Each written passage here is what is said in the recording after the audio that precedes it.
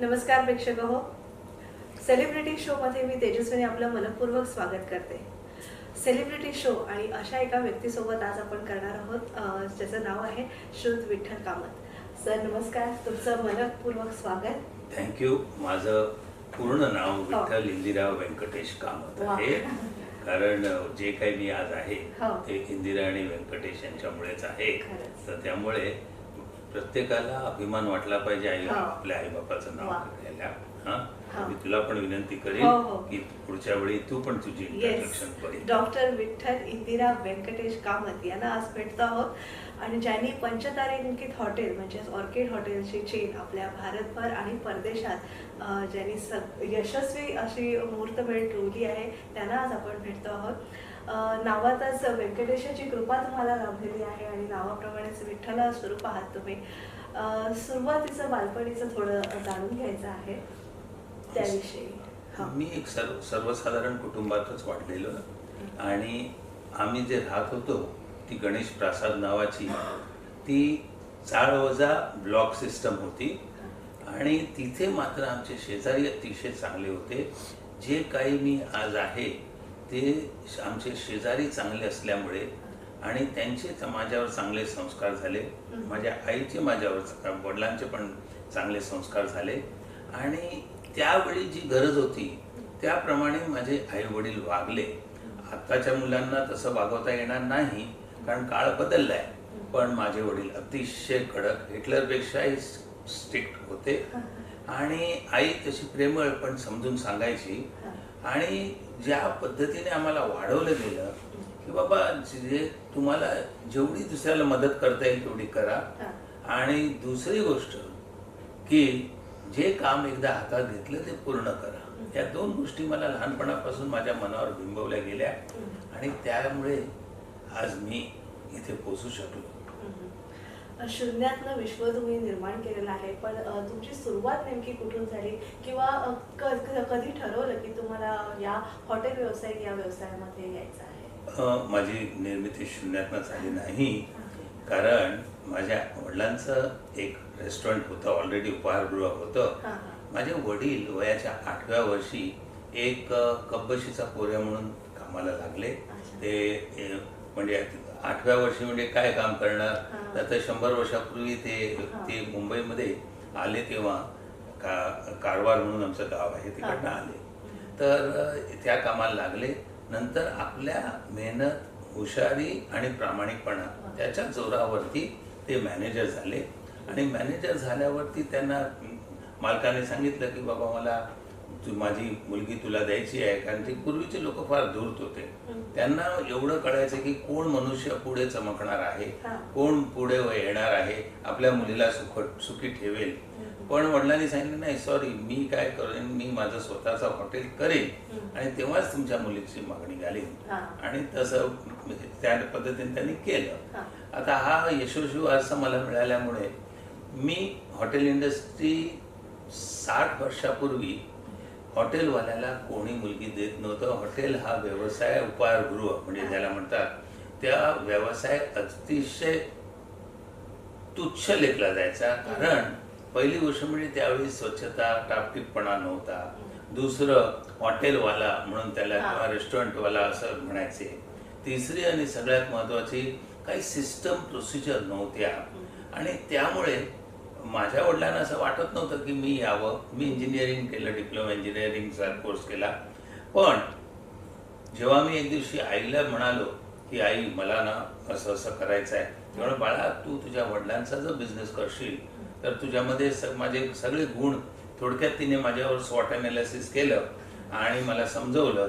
मी वडिलांबरोबर काम करायला लागलो वयाच्या 17व्या वर्षी आणि त्यानंतर मला लक्षात आलं हो या इंडस्ट्रीमध्ये खरोखर देव जिथपर्यंत पोट देईल तिथपर्यंत तुम्हाला कधीही अडचण भासणार नाही, कुठलाही प्रॉब्लेम येणार नाही. म्हणून मी या इंडस्ट्रीमध्ये आलो. आता हॉटेल मॅनेजमेंटची विविध कॉलेजेस आहेत आणि शिक्षण उपलब्ध आहे, शिक्षणक्रम अभ्यासला जातोय, मुलांना ती उपलब्धता आहे. पण तुमच्या काळात हॉटेल मॅनेजमेंट हा विषय अभ्यासक्रम होता का की कसं शिक्षण? आमच्या काळात जस्ट चालू झालं होतं आणि हॉटेल मॅनेजमेंट कॉलेज ते उलट व्हायचं. आमच्या काळात असं सांगायचं, नाही शिकला तर तुला तिथे हॉटेल मॅनेजमेंटला पाठवेन, म्हणजे तुला झाडू मारावं लागेल, संडास साफ करावं लागेल. कारण त्यावेळी हे नवीन आल्यामुळे कुठलीही नवीन गोष्ट आली तर लोकांना ती असं अशक्य वाटते, होऊ शकणार नाही असं वाटतं, ते का शिकावं असं वाटतं. आज वेगळी गोष्ट आहे, पण त्यावेळी हॉटेल मॅनेजमेंट म्हणजे कुठे ऍडमिशन नाही मिळाली तर हॉटेल मॅनेजमेंटला, आणि ती सहजच मिळायची. कारण कोणीही हाऊसकीपिंग, कोणी किचन, कोणी आचारी म्हणून जायला तयार नव्हत्या. आज आचारीचं नाव शेफ झालं आहे, आणि जे नसतात शेफ ते पण स्वतःला सेलिब्रिटी शेफ म्हणायला लागले आहेत. त्यामुळे म्हणजे हातात बॅट धरली तर क्रिकेटियर म्हणणार तसं आहे ते. तर त्यामुळे आता त्याला वैभव प्राप्त झालं. दुसरं आता काय झालंय की जेवढी लोक मोठी लोक पैसे कमवतात, बिल्डर आहेत, ऍक्टर्स आहेत, ते स्वतः आयदर हॉटेल किंवा रेस्टॉरंट स्वतःचं बनवतात आणि ते सेलिब्रिटी शेफला घेऊन बनवतात. त्यामुळे ते स्वतः करू शकत नाही, पण त्यांना मॅनेजमेंट करणारी माणसं मिळतात. जगात जर तुम्ही एकदा पैसा कमवला आणि मग पैशाचं नियोजन बरोबर केलं तर तुम्ही कुठल्याही बिझनेससाठी आपल्या हाताखाली माणसं ठेवू शकता. पण त्यासाठी तुमच्याकडे नियम, नियोजन आणि नियंत्रण असलं पाहिजे. जर तेच असेल तर तुमची निर्मिती अतिशय चांगली होते. वडिलांकडनं तुम्हाला हॉटेल व्यवसायाचा वारसा मिळाला असं तुम्ही म्हणताय, तर नेमके कुठले संस्कार वडिलांकडनं तुमच्यावर झाले? माझ्या वडिलांनी जे मला शिकवलं ते मी जन्मात कधी विसरणार नाही. मी आमच्या शेजारी एक टेलर होता, त्याच्याकडनं मी जाऊन बसायचो, बोलायचो. मी चुणचुणीत होतो आणि मजेदार बोलायचो, वाचायचो. आमच्या शेजारी जे होते ते लोकूर चीफ जस्टिस, ते जस्टिस होते, आणि दुसरे होते जे भारताचे चीफ जस्टिस झाले, वाय चंद्रचूड साहेब. त्यांनी मला 8 वर्ष मी त्यांच्याकडे जायचो, बसायचो. आणि माझ्या आईमुळे गुण आला होता, मी खरोखर ऑब्झर्वेशन चांगलं करायचो. आणि जर तुम्ही तुमचे डोळे आणि कान उघडे ठेवले तर तुम्हाला ते फार त्याचा उपयोग होतो. तसा मला त्याचा फार उपयोग झाला. वडिलांनी मला एक गोष्ट शिकवली. कारण आमच्या शेजाऱ्याच्याने माझ्यावर अत्तर, ब्रूट नावाचं एक अत्तर त्यावेळी यायचं. ते डब्यातनं असं मारलं तर मी वडिलांच्या बरोबर गाडीत, आमची जुनी फियाट गाडी होती, त्यामध्ये बसलो. तर त्यांना वास आल्यावर म्हणाले, नालायक, अत्तर शान शौकी लोक वापरतात आणि 100 रुपये कमवून दाखव तरी पण तुला अत्तर कधी मारायचं नाही, लक्षात ठेव. त्या दिवसापासून मला अत्तर मिळालं. माझा घाम हेच माझं अत्तर आहे. तर मी घामालाच आता अत्तर समजतो. हा पहिला धडा मी वडिलांकडनं शिकलो. किती फार मोठी शिकवण आहे ही. घामाला तुम्ही अत्तर समजता आणि त्याप्रमाणे तुम्ही वागणूक केली आणि आज एवढे यशस्वी होते. हे जे इको फ्रेंडली ही जी संकल्पना आहे त्याविषयी जाणून घ्यायचं आहे. इको फ्रेंडली ह्याचा अर्थ वातावरणाचा समतोल राखणारं हॉटेल. आता फ्रेंडली हे मी काय, आमच्या ब्रीद वाक्य आहे. हॉटेल इंडस्ट्रीमध्ये जी लोक येतात ती बहुधा 50% राहायला जे येतात ती बिचारे फॅमिली बरोबर, ते जास्त बिझी असतात, त्यांना फॅमिली बरोबर राहायला मिळत नाही. दुसरं, त्यांना जबरदस्तीने यावं लागतं. तिसरं आणि सगळ्यात महत्वाचं ते फॅमिली पासून दूर असतात. म्हणून मी ऑर्किड जे आमचं आहे, दी ऑर्किड फ्रेंडली, इको फ्रेंडली असं केलेलं आहे. आता इको फ्रेंडली याचा अर्थ काय की वातावरणाचा समतोल कसा राखला जातो की तुम्ही कमीत कमी पाणी त्याचे नासाडी होऊ देत नाही.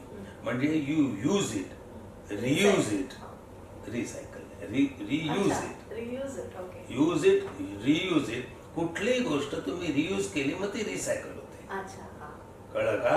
नुसतं तुम्ही रिसायकल केलं आणि रियूज नाही केलं तर मग त्याचा अर्थ नाही.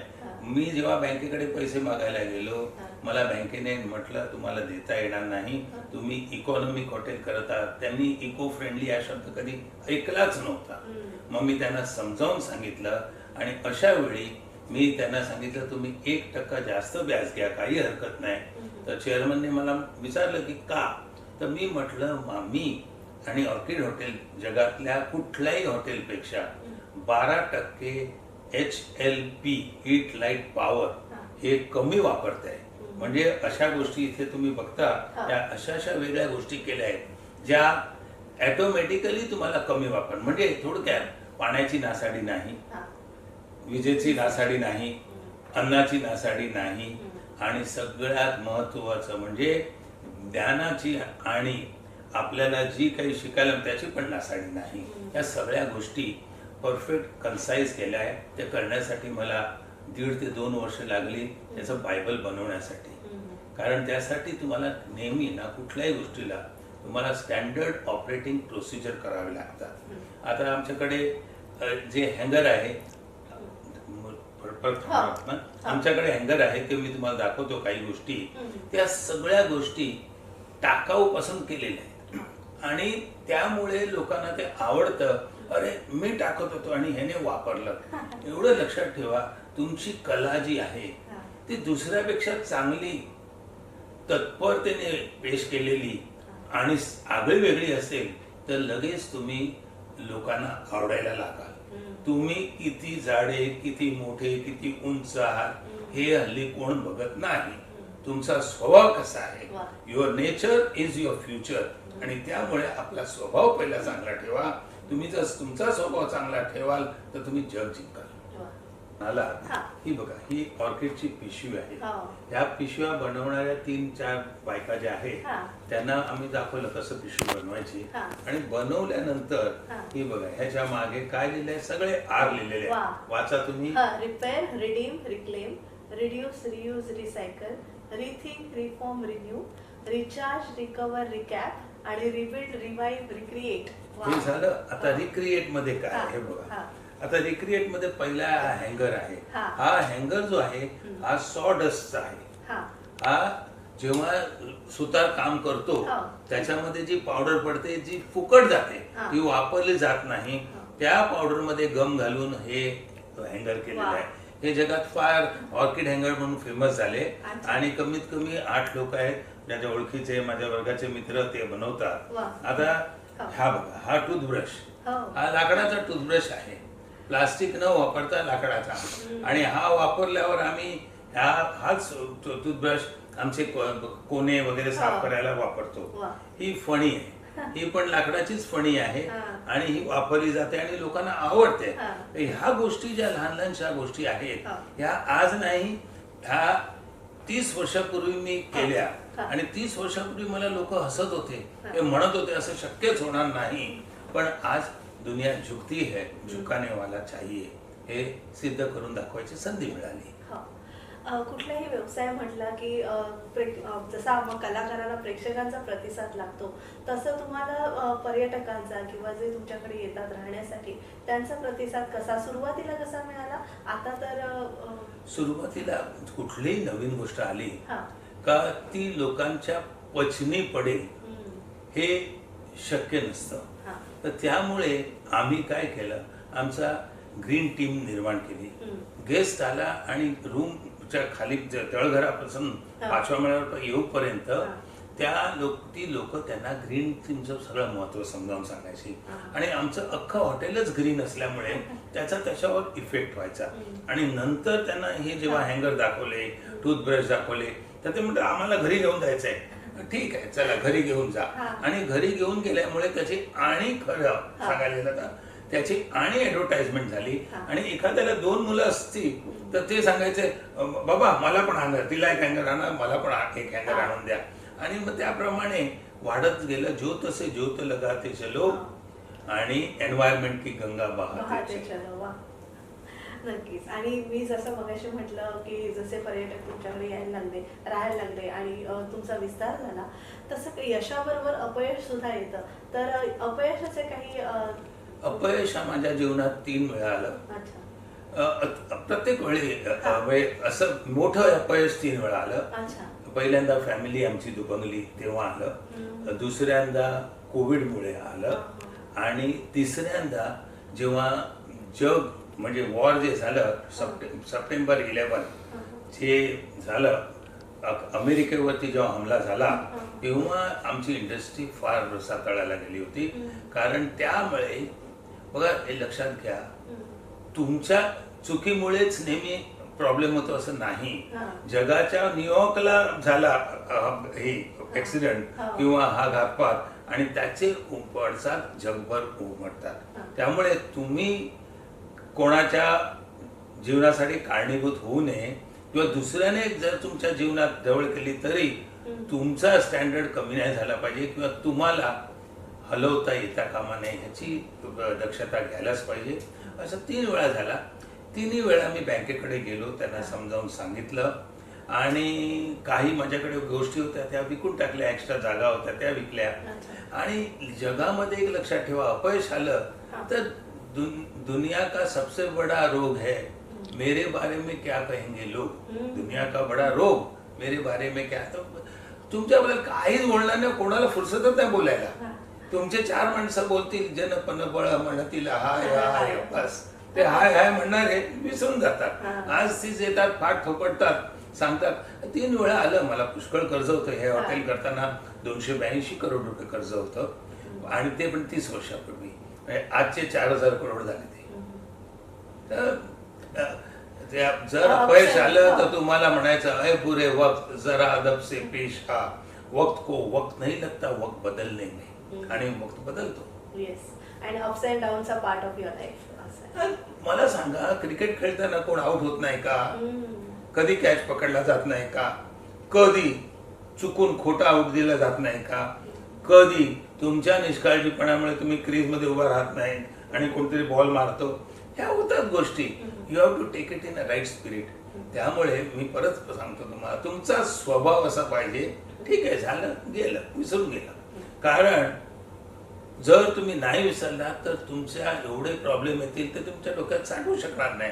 चांगल्या गोष्टी मात्र तुम्हाला जर ज्या झाल्या त्या इतरांना सांगा, त्याचा अनुभव दुसऱ्यांना द्या आणि तेच आपण आज करतोय. हो, नक्कीच. आणखी एक विचारायचं आहे, म्हणजे तुमच्या आवडीनिवडीविषयी थोडंसं जाणून घ्यायचं आहे. त्याकडे मला आता विचारेन की आता हॉटेल इंडस्ट्री कशी बदललेली आहे, म्हणजे पूर्वीच्या काळी, म्हणजे थोडं मागे जाऊया आपण. हो, स्वातंत्र्योत्तर काळ घेऊया आणि स्वातंत्र्यानंतरचा. स्वातंत्र्य तर तेवढं मी सांगू शकणार नाही, पण माझ्या जन्माला म्हणजे मी लहानपणीपासून आज गेल्या 70 वर्षात काय झालंय, गेल्या अतिथी देवो भव हे भारताचं ब्रीदवाक्य होतं. फक्त ते व्यवस्थित पुढे आपण न घेता जगाने घेतलं. जसं कराटे आहे, मी इंडियाच्या कराटेचा प्रेसिडेंट होतो 14 वर्ष. आणि कराटे म्हणजे कलाईपट्टू, म्हणजे ओपन हँडनेस, हे लढणं एकमेकांशी. आणि हे बौद्ध भिक्षुक हे भारतातल्या तमिळमधनं शिकून गेले आणि जपानने घेतलं आणि जपानने कारा हाते म्हणजे एम्प्टी फिस्ट हे ते केलं. आता त्याच प्रकारे अतिथी देवो भव आपल्याला, आणि आतिथ्य आपल्या एवढं कोणाचं नव्हतं, पण लोकांनी घेऊन ते त्याला पुढे इंग्रजांनी इंग्रजाचा आकार दिला, फ्रेंचवाल्यांनी फ्रेंच दिला, पण आपण मागेच राहिलो.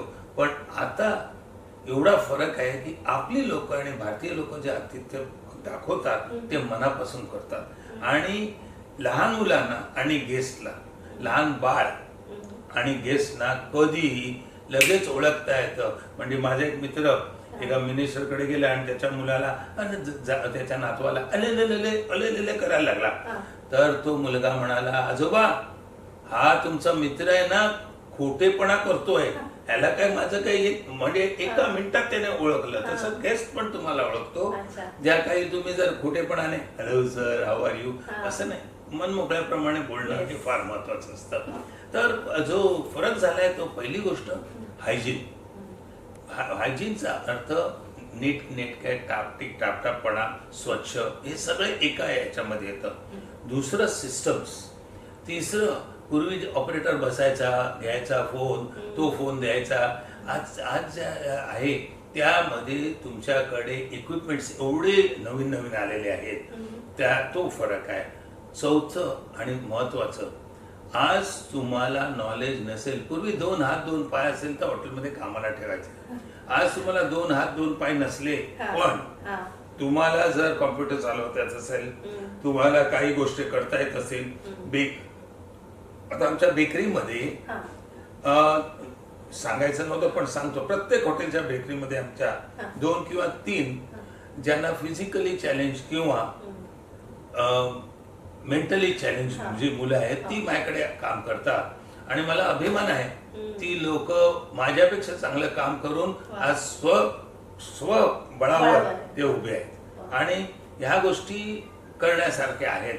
आणि आपल्या धंदा तुम्ही जर कुठला धंदा कराल तर माझ्या मते तुम्हाला आवड काय आहे किंवा किंवा तुमची म्हणजे मला जुन्या पुराणा वस्तू जमेल त्याला अँटिक म्हणतात ते जमवायची फार आवड आहे आणि माझे 2 म्युझियम आहेत त्यामुळे. पण त्याचा इन्कम आम्ही आयसाईट फाउंडेशनला देतो. माझं ध्येय आहे की कमीत कमी 1.5 ते 2 करोड लोकांना डोळे परत येतील यासाठी प्रयत्न करायचं आणि मी करतोय. पण दुसरं मी ग्रीन मनुष्य आहे. मला झाडांची पाल्यांची पाकळ्यांची नेचरची फार आवड आहे म्हणून मी हे इको फ्रेंडली हॉटेल केलं आणि मग मला लोक मिळाली चांगली सगळी. आज आमच्याकडे जवळजवळ 3,500-4 हजार लोक काम करतात. तर मैं तो अकेला ही चल रहा था, रास्ते में कुछ लोग मिले और रास्ता कारवा बन गया. चलो कारवा. येस, आता तेच विचारणार होते की 3-4 हजारचा स्टाफ आहे आणि प्रत्येक ठिकाणी वेगवेगळ्या हॉटेल्सना तुम्ही व्हिजिट देता. तर हा सगळा स्टाफ मॅनेज म्हणजे माणूस घडवणं आणि माणूस राखणं हा कसब आहे ते तुम्हाला कसं? माणूस घडवणं आणि माणूस राखणं. तर माणूस घडवलेला एक मनुष्य तुझ्यासमोर बसलाय म्हणजे मी काहीच नव्हतो. मला माझ्या आई वडिलांनी घडवलं आणि माझ्या शिक्षकांनी घडवलं, माझ्या शेजाऱ्यांनी घडवलं, मला भेटणाऱ्या काही लोकांनी ट्रेन प्लेन मध्ये त्यांनी घडवलं आणि सगळ्यात महत्वाच्या मला माझ्या निंदकांनी घडवलं. त्यामुळे ह्या सगळ्यांनी माझ्यावर विठ्ठलच आहे दगड ते टोचे मारले आणि ते बरोबर केला. तर पण महत्वाचं काय की माणसं टिकवणं. माणसं टिकवण्यासाठी तुम्हाला त्यासाठी तुमचा स्वभाव तो माणसाला टिकवतो. मी तसं काम करताना कडक आहे पण त्याच्यानंतर जर कामानंतर भेटला तर मी त्यांच्याबरोबर लगोरी पण खेळेन, बॉक्स क्रिकेट पण खेळायला तयार आहे.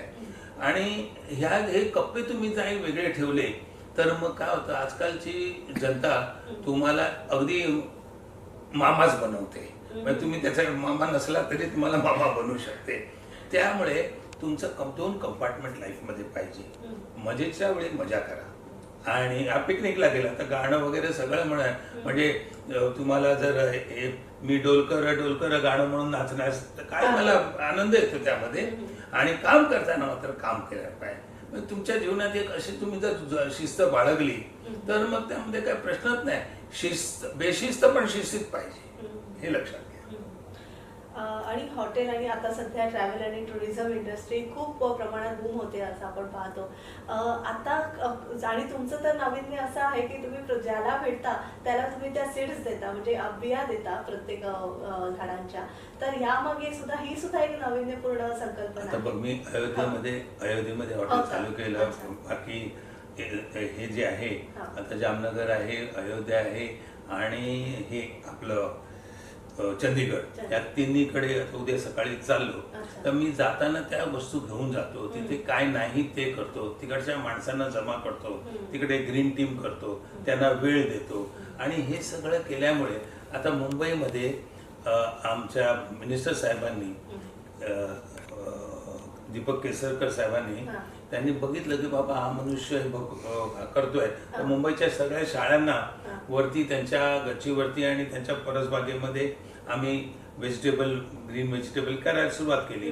आणि आमच्याकडे इथे ऑर्किडमध्ये वरती तुला काकडी, टोमॅटो, मिरच्या आणि लिंब वगैरे सगळं वरती केलं जातं आणि हे दाखवलं जातं. पण मला आनंद आहे की मुंबई मधल्या शाळेचे टीचर आणि म्युन्सिपाल्टीमध्ये काम करणारे ते पण त्यामध्ये हिरिरीने भाग घेऊन त्यांनी पण तसंच व्यवस्थित आम्हाला सपोर्ट केला आणि ते फार महत्वाचं आहे. तुम्ही म्हणता म्युन्सिपाल्टीवाले काम करत नाही, तुम्ही त्यांना बरोबर जर केलं तर मला वाटतं बरोबर मार्ग दाखवला तर त्यांनी स्वतः पदरचे पैसे खर्च करून ते आलेले आहेत. भाषणाला किंवा मीटिंगच्या वेळी त्यांनी हे घेतले आहे, देवाणघेवाण केली. आतापर्यंत 4 मीटिंगमध्ये वेगवेगळ्या गोष्टी त्यांनी मग त्यांच्या आयडिया त्यांनी केल्या आहे. तर ह्या सगळ्या गोष्टीला टाळी एका वाजत नाही. आपल्याला पण आपलं कर्तव्य आहे ते आपण विसरतो. आपल्या जबाबदाऱ्या आपल्या विसरतो. तर चांगली माणसं भेटतात तुम्हाला, तुम्हाला मात्र निवडली पाहिजे, तुम्ही जोहरी झाला पाहिजे. नक्कीच. आणि अर्थात तरुणांना, येणाऱ्या पिढीला काय मार्गदर्शन कराल, कारण आपली सगळी मुलं तर आहेत. तरुणांपेक्षा त्यांच्या वडिलांना आणि आईना, त्यांच्या आजोबांना मला सांगायचं आहे, बघा कुठलंही प्रोफेशन हे वाईट नसतं. नेल पेंटिंग इज ऑल्सो प्रोफेशन आणि hair cut is also profession. कुठल्याही प्रोफेशनला तुम्ही कमी लेखू नका, पण त्या प्रोफेशनमध्ये तुमची आवड किती आहे आणि ते प्रोफेशन कसं सिस्टमॅटिक पुढे न्यायचं. कारण कधी लक्षात ठेवा, आधी प्रोफेशन घ्या आणि त्या प्रोफेशनचं इक्वेशन असं बदला की तुम्ही त्याचं रूपांतर ब्रँडमध्ये कराल. आता ब्रँडसाठी एक पुस्तक मी लिहिलं आहे की मी उद्योजक होणारच, बघा. आणि ते का, तर हे केलं, कोल्हापूरमध्ये एका रात्रीत 1200 पुस्तकं विकली गेली. कारण कोल्हापूरकर आणि बेळगाव, कोल्हापूरला उद्यम नगर म्हणून, उद्यम नगर, तिकडची लोक जेवढे उद्योगी आहेत ते मी कुठेच पाहिले नाही आणि ते कुठली गोष्ट करून द्यायला तयार. तर त्याप्रमाणे त्यांना तुम्ही जर हे केलं, जर उद्योग घेतला आता, तर उद्योगावरती मी हे पुस्तक लिहिलं आहे. मी 5-6 जी पुस्तकं लिहिली, त्यातले इडली ऑर्किड आणि मी, माझं यश अपयश आणि मी, हे यश अपयश आणि मी, माझ्या आईला अल्झायमर, डिमेन्शिया, पार्किन्सन झाला होता, पण ह्यामुळे इथे लोकांना त्यांच्या आई वडिलांना बरं करता आलं, पण त्याच्यापेक्षा जास्त फायदा याचा त्यांची जिद्द वाढली. त्यांच्यामध्ये सगळ्यात महत्वाचं, जिद्द नुसती चालत नाही, त्या जिद्दीचा पाठपुरावा करणं पण महत्वाचं असतं.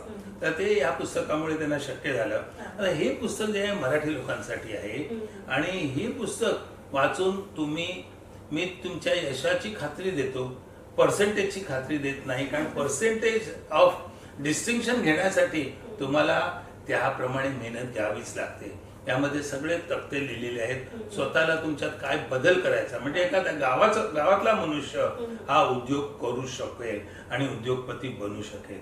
कारण गरज ही माणसाची ती कधी कुठे असेल हे सांगता येत नाही.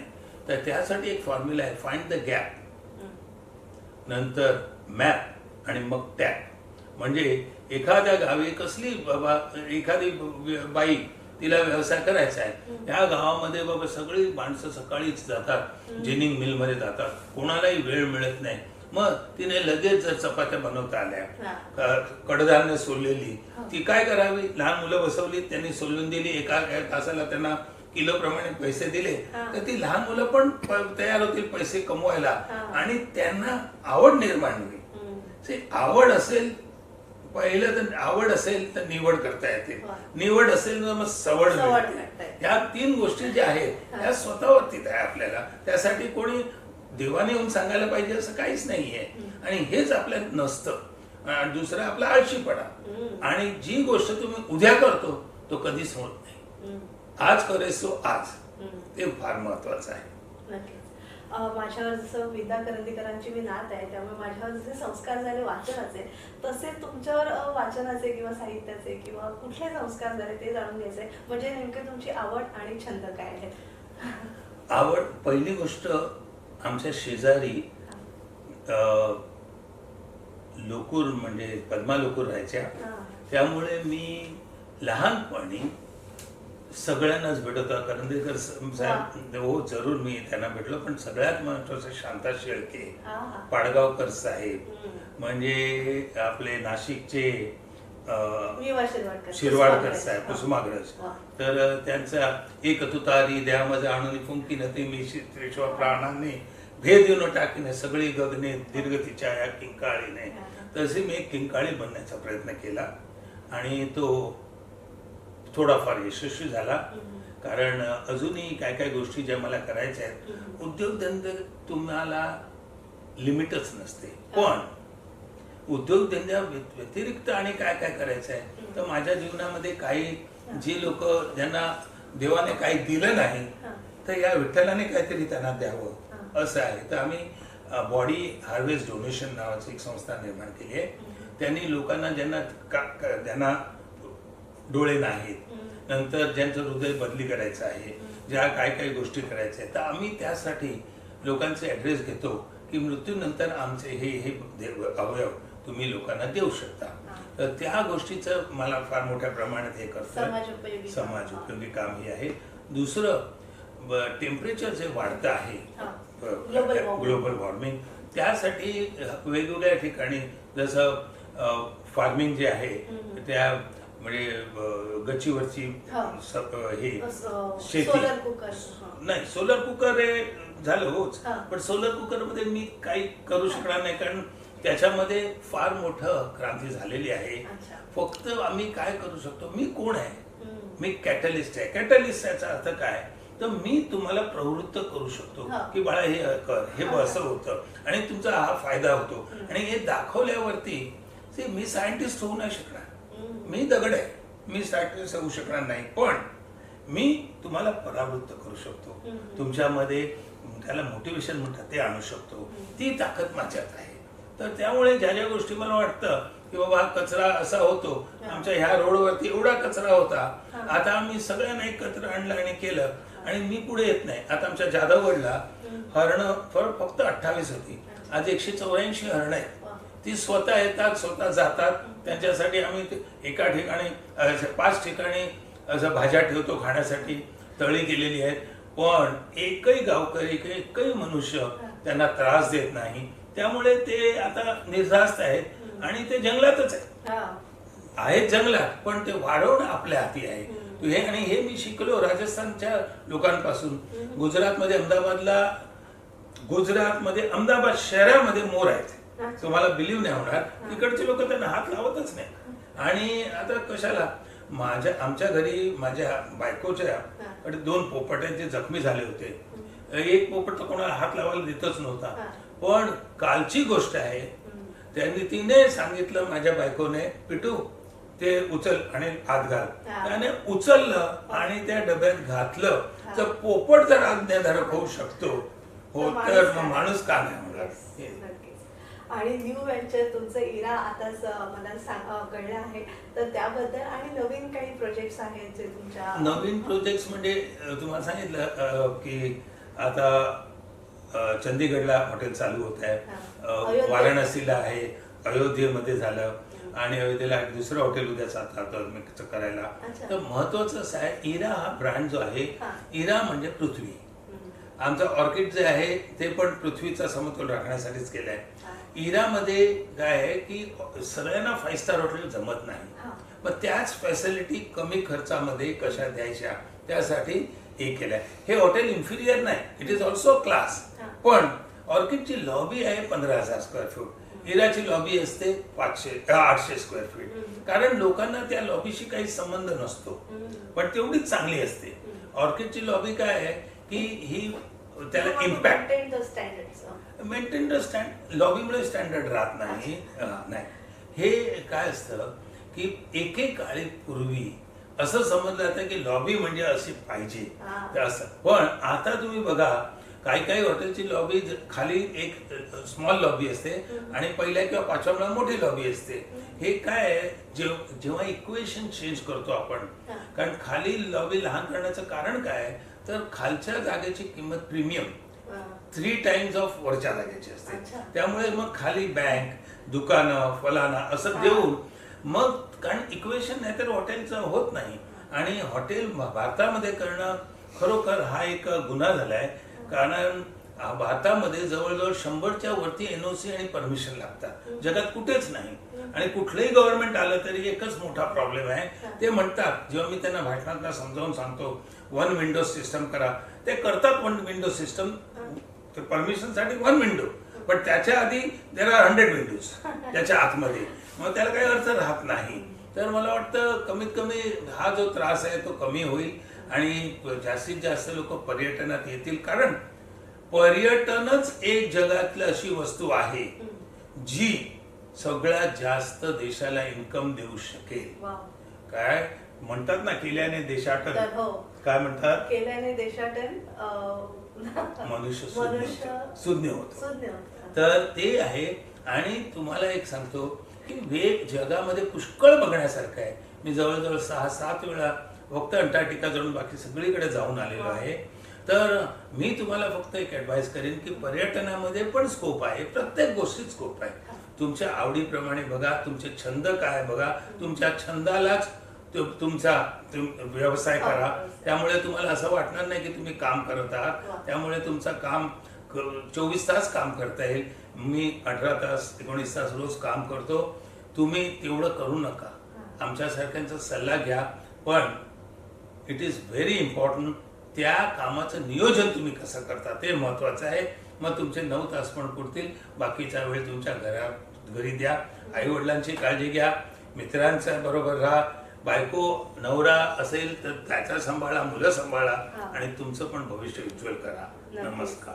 तुम्हाला उदंड आयुष्य लाभू दे अशी सिद्धिविनायका चरणी प्रार्थना करते आणि आपण गोवारी करू. तुझे पण देव बरं करो, पण माका आणि तू काय सुखी राहो. काय आहे, वय वाढलेलं जास्त त्याला अर्थ नाही. तुम्ही हेल्दी किती आहात त्याच्यावरती. नमस्कार, धन्यवाद. नमस्कार. तर प्रेक्षक हो, आज आपण सेलिब्रिटी शो मध्ये डॉक्टर विठ्ठल इंदिरा व्यंकटेश कामत यांच्याशी संवाद साधला. तुम्हाला ही मुलाखत नक्कीच आवडली असेल अशी आशा व्यक्त करते आणि मी तेजस्विनी आपला निरोप घेते. धन्यवाद. आचार्य